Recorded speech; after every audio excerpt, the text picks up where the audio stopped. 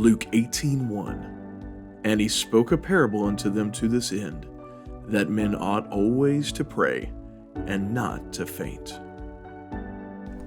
Oftentimes in the teachings of Christ, He would reveal a kingdom principle to His disciples through a parabolic form. He would give some story or illustration, and then at the end, He would convey to His men some kingdom truth. However, so important was this principle of prayer in Luke's Gospel, chapter number 18. Christ gave the conclusion at the very beginning when He said, men ought always to pray and faint not. From there, He goes into this parable of the unjust judge and the widow woman. There was a king, a magistrate, a judge who ruled in a very wicked and evil way. He didn't fear God. He didn't fear man. There was a widow woman who sought vindication from her adversary. Day in and day out, she would go to this unjust judge and make her request known. Appeal after appeal, petition after petition, request after request, and many times would be denied. But she was so adamant, so consistent, so persistent that one day the judge said, she's troubling me so much, I'm going to give her what she desires.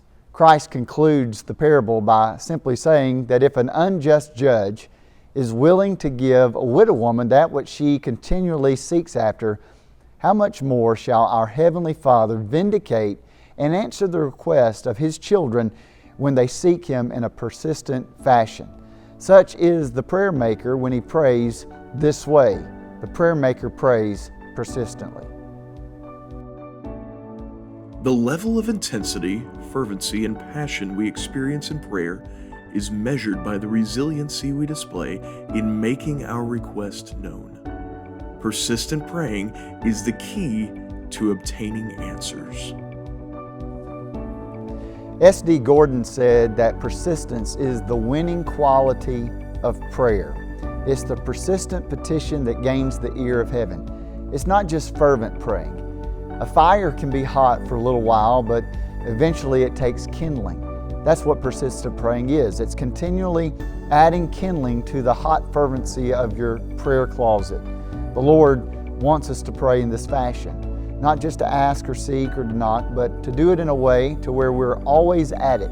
I wonder how often we really forfeit that which we desire because we simply fail to pray persistently. God has gifts that He wants to give His children. He has answers that He wants to fulfill. He wants us to be able to keep going back and going back and going back. And in the sovereignty of God, He always answers in conjunction with the heart that keeps pounding. You may only be one prayer away, one request known until you get that which you've desired. Keep asking, keep knocking, and keep seeking. God has an answer on the other side.